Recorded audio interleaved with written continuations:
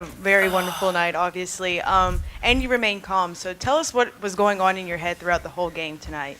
I had to be the player to stay poised because I'm experienced. I've been here before. Um, I wouldn't have had a great game if it wasn't for my teammates and Coach Mulkey and everybody around me. It was fun. Lex, was it just the transition? Was it the idea to get you out and really run and take advantage of their size a little bit with your quickness? Yeah, absolutely. I got my first few transition buckets. I was like, okay, this is pretty easy. I might as well use it to my advantage, and that's what I did tonight. Push it in transition and put the pressure on them.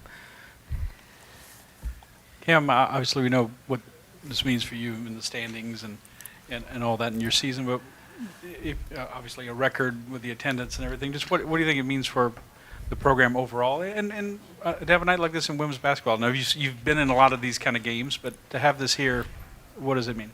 Well, first of all, compliment the fans. Goodness gracious, I don't think I saw an empty seat. Now, I didn't look long, but when I walked out, I was like, ooh, these people are standing. Somebody get up and give that older woman a seat. It was everything that young people need to experience in college.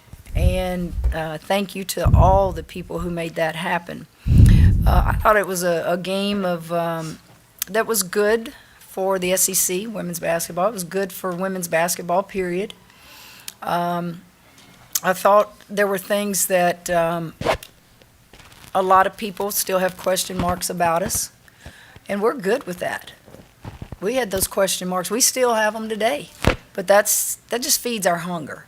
You just played a team that's played every good team out there this year. I don't know who they have not played. They should be ranked in the top 25. That's the best offensive rebounding team we have played this year by far. And I thought going in at halftime, we were, down 7 on the boards, and to finish the game, +7. How many times are you going to go in at halftime and Angel Reese has 4 and 4? And then she finished with, imagine that, another double-double. But Alexis Morris carried our team as she should. She was our quarterback out there. She was our coach out there. And she was just really smooth. And she did some things on the defensive end that we asked her to do to help a freshman in Flagey guard a first-rounder, Horston. She did some things to help everybody on the defensive end. I won't go into everything she did that we worked on, but it will help Flagey grow. You know, Flagey just is a true freshman that just guarded a first-round kid. That's big. That's big for our growth. That's big for our team, how much respect we have. In fact, there's 2 kids out there for Tennessee that'll be first-rounders. I thought putting Angel on Jackson was not a concern about talent. The concern was Jackson doesn't go inside. She stays on the perimeter. So Angel was going to have to defend on the perimeter, which does what? Takes her away from the basket rebounding. And I thought we made a point to her in the locker room, hey, a shot goes up, you can't stay out there anymore. You got to come help us. They're long, they're taller, they're taller. Their length is much bigger than we are. But I just thought we really battled, particularly in the second half. This Angel really turned up the aggression in the second half. You turned your game on. The first half, was it a case where maybe you wanted to get through that half with no fouls because you got to the second half and just turned it loose? The first half, they played me well. They were really aggressive with me, and then when I got that first foul, I don't want to get that second because I would have to sit. So I tried to just play cool and do whatever I could. I mean, not to get that second foul and try to grow up from that. I mean, last year, and I probably would have got that second foul and I had to sit. So I think that's growth for me. Being and then the second half, I tried to just come out there and do what I could, be aggressive. I know my teammates needed me, so I had to do whatever I could to get the win. Coach, you said this team was not supposed to defeat Tennessee, partially due to their depth. So what was the message going into this game tonight? Well, I don't think people understand why I said that. One, to motivate my team and to remind them everybody in the SEC picked Tennessee to finish ahead of us. And right or wrong, to me, if I'm a competitor, I take that as a challenge.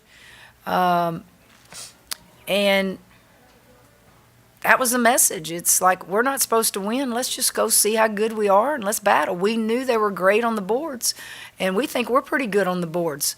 We have not played the schedule that they have, so let's go see if we're any good. And next man up, next game up. That's just kind of how we've approached it.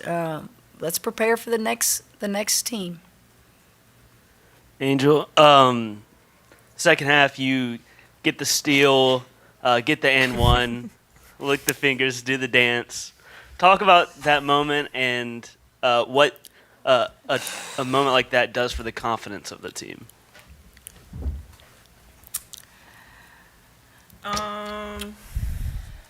Me and Rakia are cool, so I mean, it was kind of just going at her, playing competition, being competitive against each other. I mean, she's a great player, I'm a great player, so it was just in the moment, he's the moment. I needed confidence, and that was my confidence bucket to get me going, so that's what got me going. What was the dance she did? Anybody name it? You know it. You did it. What was the dance? Shawty said it. Tell them what dance you did. Tell them. Teach them. They don't know all those dances. Look the video up. Coach is in the video. There you Y'all go. remember the video that went viral? TikTok. Coach is in it. TikTok. Okay. But is there a name to it? I don't know. It's like No, it's not a similar. name. It's not really a name. Anybody does it in. I don't know. Majorettes maybe. I don't know. I don't know. Well, kind of a follow up to that, Angel. How do you try to find yourself in the midst of a game, trying to get yourself going? What is it? Do you try to look for a certain look, or is it maybe where you potentially catch the ball in the flight? How do you try to get yourself going when it's kind of been a little bit of a struggle early on? Yeah, I mean, mentally it was getting to me in the first half because, I mean, going into the locker room 4-4, we were winning. I didn't care. So it could be mentally tough on others, but, I mean, I think I've matured in a way where I don't really let that get to me. And I had confidence from my teammates and my coaches. They talked to me throughout the whole first half, going into the second half, telling me, you got this, you're going to be good, just play. Just play. And I played and did whatever it took to win. And then for Lex, I've noticed on your Twitter you've changed your name. Did we see the full transformation to Lex Luthor tonight? Absolutely. Luther? Luther. Okay. The Don General. Angel, you had some very passionate instructions to Alexis after the game about bringing it every night, kind of, I guess, similar to the Arkansas game. Are you two kind of like, it's like family, like sisters? I mean, is this in practice all the time, just the way you passionately give each other instructions? And Alexis, if I could get your reaction too. That's my dog. We go at it dog. like we go at it every day. Like you would think we hate each other sometimes in practice because we go at it and we're really competitive. But I believe in Alexis. Everything that she's been through, many people can't even get through. So I admire everything that she does. So that's why I try to keep the motivation in her. I wrote her a note early on around Christmas and told her, I'm not giving up on you. I want you to be that first rounder pick that you deserve. You work for everything that you've done, and I believe in you. So that's what I was talking to Alexis about. And we have a mutual understanding. Me and Angel, we're cut from the same cloth, so we can talk to each other a certain way and understand each other and not take it personal. And Angel's, I've been on many teams, and I can say Angel's one of the greatest teammates I've ever played with in college. Phenomenal. One of the greatest people off the floor. Reliable. She's going to be there when you need her. And she has, man. Thank you. These kids have an unbelievable will to win. And I don't want to hear that, well, they hate to lose. Look, everybody hates to lose, but in 15 minutes, people are down the street laughing and having a fun time. If you have an unbelievable will to win, it bothers you for a while. And especially if you feel you let your team down. And I think that separates the elite from the elitist. Is there such a word? And I think they have an unbelievable will to win, and their passion can sometimes be misconstrued by fans and the public. And I just welcome everybody to come watch us practice sometimes. And you will leave and go, whew, I need to marry those girls because the offspring's going to be something else. Because they have an unbelievable will to win. And not many people have that anymore. Got time for a couple more questions. For Angel and Alexis, I guess for both of y'all, when Alexis, when you're going off, Angel, when you're doing your thing down low, like how dominant and how great can this team be? How far can this team go when both of you guys are clicking at the same time like that? Yeah, I think honestly, like for this team, I've never really been on a team where nobody really cares about scoring as much. So when Alexis gets going, she carried us. She carried us the whole first and second half. So being able to have a teammate to rely on and know that I don't have to do all the work, I mean, I'm happy. So she does what she does. I mean, I put confidence into her, and then when I'm doing what I'm doing, she puts confidence into me. Kobe and Shaq won a championship. That's all it takes. Solid point guard and great post player and 3 solid role players. That's all we need.